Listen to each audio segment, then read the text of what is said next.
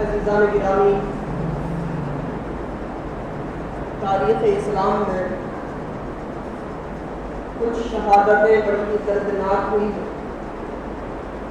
جن میں ایک حضرت امام حسین رضی اللہ تعالیٰ عنہ اور آپ کے اصحاب کی شہادت تھی۔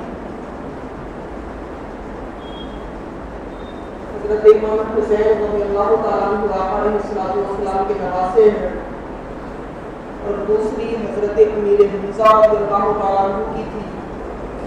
حضرت امیر حمزہ رضی اللہ تعالیٰ عنہ کے آقا علیہ السلام کے چچا جان ہیں، اور ایک شہادت حضرت عثمان غنی رضی اللہ تعالیٰ عنہ کی ہوئی ہے۔ حضرت عثمان غنی رضی اللہ تعالیٰ عنہ آقا علیہ السلام کے داماد۔ حضرت عثمان غنی رضی اللہ تعالیٰ عنہ کی شہادت 18 ذوالحجہ 35 ہجری میں ہوئی۔ حضرت عثمان غنی رضی اللہ تعالیٰ عنہ خلیفۃ المسلمین بھی ہیں، اور ان کو آقا علیہ السلام کا داماد ہونے کا شرف بھی حاصل ہے۔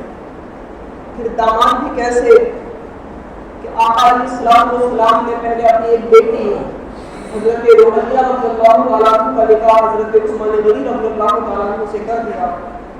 جنگ بدر کے موقع پر حضرت رقیہ رضی اللہ عنہ کا ایمان ہو گئی، تو آقا علیہ السلام نے حضرت عثمان غنی رضی اللہ تعالیٰ عنہ کو اپنی شہزادی کی تیمارداری کے لیے مدینہ پاک میں چھوڑ دیا، اور فرمایا تم کو جنگ کا اجر بھی ملے گا اور غنیمت بھی ملے گی۔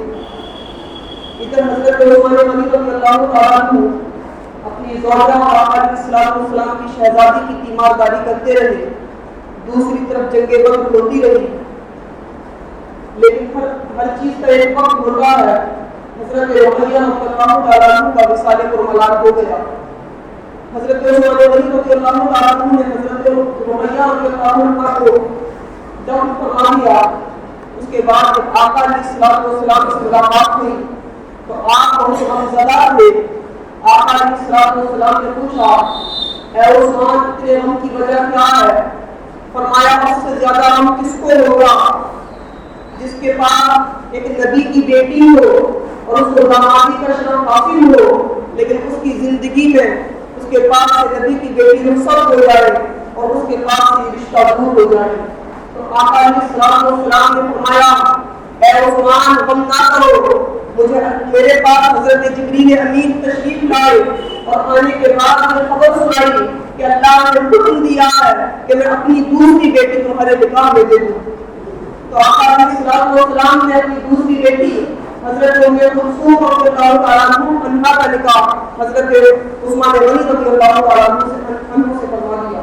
اس کے بعد حضرت ام کلثوم رضی اللہ تعالیٰ عنہ کا بھی وصال ہو گیا، تو آقا علیہ السلام نے فرمایا کئی روایتیں ہیں، ایک روایت میں یہ مطلب ہے کہ آقا علیہ السلام نے فرمایا کہ اگر میری 100 شہزادیاں ہوتی اور یہ بات تھی کہ ان کا انتقال ہوتا رہتا تو میں 100 شہزادیاں تمہارے نکاح میں دے دیتے۔ اللہ اکبر۔ یہ حضرت حضرت عثمان غنی رضی اللہ تعالیٰ عنہ جن کو اتنی بڑی نسبت حاصل ہے، اور آقا علیہ السلام کو ان کو اتنا بڑا اعتماد تھا کہ یہ بات دیگرے تو اپنی بیٹیوں کو ان کے نکاح میں دے دیا۔ یہی حضرت عثمان غنی رضی اللہ تعالیٰ عنہ ہے کہ جب مدینہ منورہ میں مسلمان ہجرت کر کے یہاں تشریف لائے تو اس وقت مسلمانوں کے پینے کے لیے کوئی میٹھا کنواں نہیں تھا۔ حضرت عثمان غنی رضی اللہ تعالیٰ عنہ ہی ہیں جنہوں نے مسلمانوں کے لیے بیج روما کو خرید کر تمام مسلمانوں کو فرما دیا۔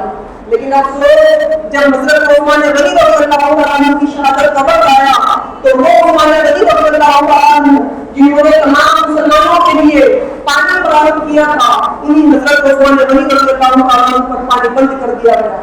40 دن تک آپ کا مقابلہ رہا، آپ اپنے گھر میں مقصود تھے اور آپ کے اوپر کھانا پانی بند کر دیا گیا۔ حضرت عثمان غنی رضی اللہ تعالیٰ عنہ ہی ہے جب مسجد نبوی شریف تک پڑھنے لگی، لوگوں کی کثرت زیادہ ہو گئے، کثیر تعداد کے لوگ مسجد نبوی میں آنے لگے اور لوگوں کو نماز پڑھنے کے لیے جگہ نہ رہی، تو حضرت عثمان غنی رضی اللہ تعالیٰ عنہ کی شخصیت تھی جنہوں نے مزید زمین خرید کر جب مسجد نبوی شریف کے لیے وقف فرما دی اور مسلمانوں کے لیے مسجد نبوی شریف کی توسیع فرما دی، اس میں وسعت فرما دی. لیکن یہ روایت ہے کہ جب حضرت عثمان رضی اللہ تعالیٰ عنہ کی شہادت کا وقت آیا تو دشمنوں نے آپ کو آپ کے گھر میں منصور فرما دیا، منصور کر دیا اور آپ کو اتنا موقع دیا کہ آپ مسجد نبوی شریف میں آ کر نماز ادا کر سکیں. یہ بھی حضرت عثمان رضی اللہ تعالیٰ عنہ ہے جن کی شہادت کی خبر آقا علیہ السلام نے آپ کی زندگی میں دے دی تھی. ایک مرتبہ آقا علیہ السلام جب آقا علیہ السلام جبل احترام تھے، اس وقت آقا علیہ السلام کے ساتھ حضرت صدیق اکبر رضی اللہ تعالیٰ عنہ اور حضرت عثمان غنی رضی اللہ تعالیٰ عنہ بھی تھے. یہ تین لوگ اس پہاڑ پر جبل احترام شریف پر تھے تو اس وقت اس پہاڑ پر زلزلہ آ گیا. آقا علیہ السلام نے ان کو بلا کر کہا، اے خدا ٹھہر جا، تیرے ایک نبی، ایک صدیق اور ایک شہید ہے. اور اس وقت یہ تین لوگ موجود تھے. ایک نبی کریم صلی اللہ علیہ وسلم تھے، دوسرے صدیق اکبر رضی اللہ تعالیٰ عنہ تھے اور تیسرے عثمان غنی رضی اللہ تعالیٰ عنہ تھے. اس کے علاوہ بھی یہ شمار احادیث میں آقا علیہ السلام نے حضرت عثمان غنی رضی اللہ تعالیٰ عنہ کی شہادت کی خبریں دی تھی. لیکن جب تلواریوں نے حضرت عثمان غنی رضی اللہ تعالیٰ عنہ کا محاصرہ کر لیا تو اس وقت حضرت عثمان غنی رضی اللہ تعالیٰ عنہ نے ہر طریقے سے ان لوگوں کو سمجھانے کی کوشش کی، اپنے فضائل ان کے تک بیان کیے. آپ نے ان کے سامنے یہ بیان کر دیا کہ جب تک میں زندہ ہوں تمام لوگ ایک امام کے پیچھے روان کر رہے ہیں، ایک ساتھ بڑے اوپر جنگ کرتے ہیں، لیکن اگر تم نے مجھ کو قتل کر دیا تو کبھی بھی مسلمان کے امام کے پیچھے نماز نہ کر سکیں گے، ایک سب کے بڑے اوپر جہاد نہ کر سکیں گے. میرے بعد سے مسلمانوں میں سے اختلاف کرے گا جو کبھی قیامت تک ختم نہ ہو سکے گا. اس کے باوجود بھی تلواریوں کی کوئی بات سمجھ میں نہ آئی. آپ اپنے فضائل لوگوں کو گراتے رہے کہ میں بھی تھا جس نے مدینہ والوں کے لیے پانی فراہم کیا، آج تم میرے اوپر پانی بند کر رہے ہو. میں بھی تھا جس نے مسجد نبوی میں مسلمانوں کے لیے توسیع کی، آج تم نے میرے اوپر مسجد نبوی کی عمارتوں کو بند کر دیا ہے. میں بھی تھا جس کی شہادت کی گواہی سرکار عالم صلی اللہ علیہ وسلم نے دی تھی. کیا تم مجھ کو شہید کر دینا چاہتے ہو؟ اللہ اکبر. آپ ہر طریقے سے بدلاؤں کو، دشمنوں کو، باغیوں کو سمجھاتے رہے، لیکن ان کے دل اس قدر سیاہ ہو چکے تھے، دنیا ان کو اس قدر غالب آ چکی تھی کہ ان کی سمجھ میں کچھ بھی نہ آیا. ایک طرف یہ بدلائی تھے، ایک طرف یہ دشمن تھے، دوسری طرف صحابہ اکرام کی وہ جماعت بھی تھی جو حضرت عثمان غنی رضی اللہ تعالیٰ عنہ کی حامیوں میں تھی، جو حضرت عثمان غنی رضی اللہ تعالیٰ عنہ کا ساتھ دینے کے لیے اپنی جان قربان کرنے کے لیے تیار تھی. ایک صحابی رسول حضرت عثمان غنی کی بارگاہ میں آتے ہیں، آنے کے بعد اجازت طلب کرتے ہیں، اے عثمان غنی آپ اجازت دیں، ہم ابھی اپنی تلواریں نکال کر مدینے سے باہر کر دیں گے. حضرت عثمان غنی رضی اللہ عنہ نے صاف فرما دیا، مجھے یہ گوارا نہیں کہ میری وجہ سے مدینے میں مسلمانوں کا خون بہایا جائے. اللہ اکبر. وہ عثمان غنی رضی اللہ عنہ جو مسلمانوں کے لیے سب کچھ قربان کرتے رہے، جب اپنی بات آئی تو یہ گوارا نہ ہوا کہ میری وجہ سے مدینے کی گلیوں میں خون بہایا جائے.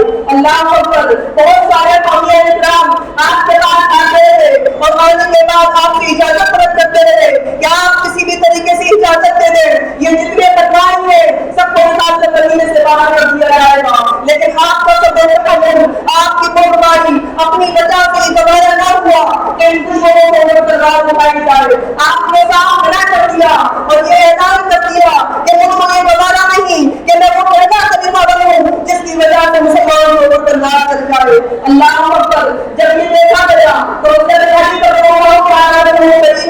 جب یہ دیکھا کہ اس طرح یہ بدلائی ہوئے آپ کے دشمن ہو چکے ہیں، آپ کو شہید کر دینا چاہتے ہیں، تو اپنے دونوں شہزادوں حضرت امام حسن اور حضرت امام حسین رضی اللہ تعالیٰ عنہ کو آپ کی حفاظت کے لیے حضرت عثمان غنی رضی اللہ تعالیٰ عنہ کے دروازے پر کھڑا کر دیا اور یہ نصیحت فرما دی کہ کوئی بھی آپ لوگوں کے ہوتے ہوئے اندر نہ جانے پائے. اس کے علاوہ دیگر صحابہ اکرام جن میں حضرت عبداللہ بن زبیر ہیں، حضرت سعید ہیں، وہ بھی حضرت عثمان غنی رضی اللہ تعالیٰ عنہ کی حفاظت کے لیے دروازے پر کھڑے رہ گئے. اس دروازے کو پار کر کے وہ حضرت عثمان غنی رضی اللہ تعالیٰ عنہ کو اللہ کرنے پائے.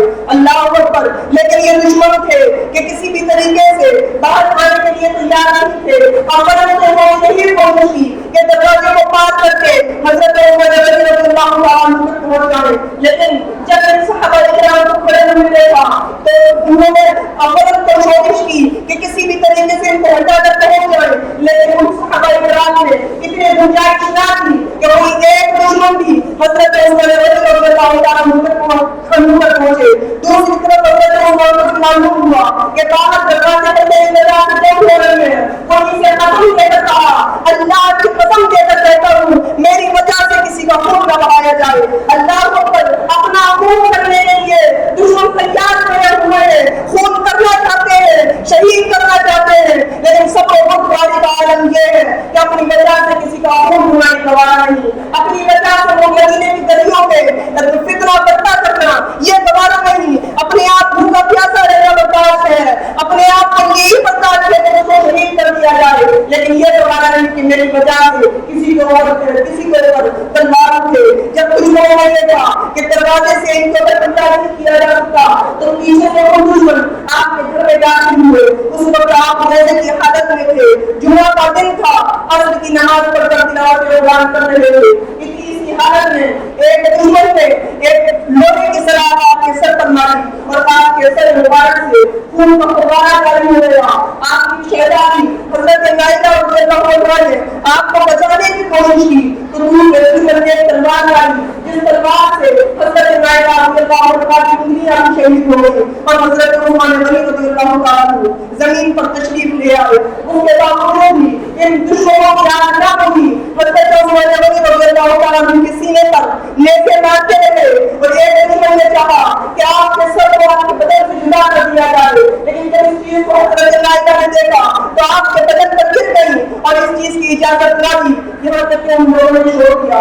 اللہ اکبر, یہ حضرت عثمان غنی رضی اللہ عنہ اسی وقت جب حکم کرتے تو آپ کی سلطنت پہ اور آپ کی سلطنت میں نہائی دنیا آتی تھی.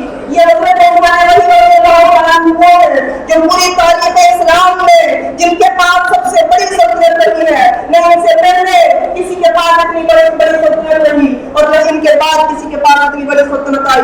سب سے بڑی سلطنت کا فتویٰ بنا حضرت عمر رضی اللہ عنہ کو. یہ گوارا نہ ہوا کہ میری وجہ سے خون بہا دیا جائے. آپ کا حال یہ تھا, آپ خلیفہ المسلمین تھے, آپ اگر ایک حکم کرتے پوری امت کے اوپر واجب ہوتا کہ آپ کی مدد کے لیے کھڑی ہو جائے. اور یقیناً آپ کے وہ کافی موجود تھے جو آپ کی مدد کرنے کے لیے تیار تھے, آپ کے لیے اپنا خون بہانے کے لیے تیار تھے. لیکن یہ حضرت عثمان غنی رضی اللہ عنہ کا صبر ہے, آپ کا تحمل ہے, آپ کی قربانی ہے کہ اپنی وجہ سے کسی کا خون بہانا یہ حضرت عثمان غنی رضی اللہ عنہ کو گوارا نہ ہوا. آپ شہید ہو گئے, جمعہ کے دن شہید ہوئے. پورے مدینہ منورہ میں سناٹا پھیل گیا, پورے مدینہ منورہ میں غم و خوف کی لہر دوڑ گئی. مسلمان اپنے گھروں میں رکھے ہوئے, دشمن سڑکوں پر گھوم رہے تھے. اور حال یہ تھا کہ حضرت عثمان غنی رضی اللہ عنہ جمعہ کے دن شہید ہوئے اور جمعہ کے دن شہید ہونے کے بعد آپ کی دعوت جمعہ کے دن بھی زمین پر پڑی رہی اور سنیچر کے دن بھی زمین پر پڑی رہی. کوئی تجویز و تقسیم کرنے والا نہیں مل رہا تھا. اللہ اکبر, اتوار نہیں آپ کی جنازہ مبارکہ ہو جنرل البتی شریف میں دفن کیا گیا اور آپ کی نماز جنازہ پڑھی گئی. تو عزیزان گرامی, یہ لوگ جنہوں نے اپنی جانوں کو قربان کر دیا, لیکن ان کے لیے یہ گوارا نہ ہوا کہ ہماری وجہ سے کسی مسلمان کو تکلیف پہنچائی جائے, مسلمانوں میں فتنہ اٹھایا جائے. ان لوگوں کی زندگی ہم لوگوں کو بھی درس دیتی ہے. اللہ رب العالمین سے دعا ہے کہ ہم سب کو ان کے طریقہ کار پر چلنے کی توفیق عطا فرمائے. السلام علیکم.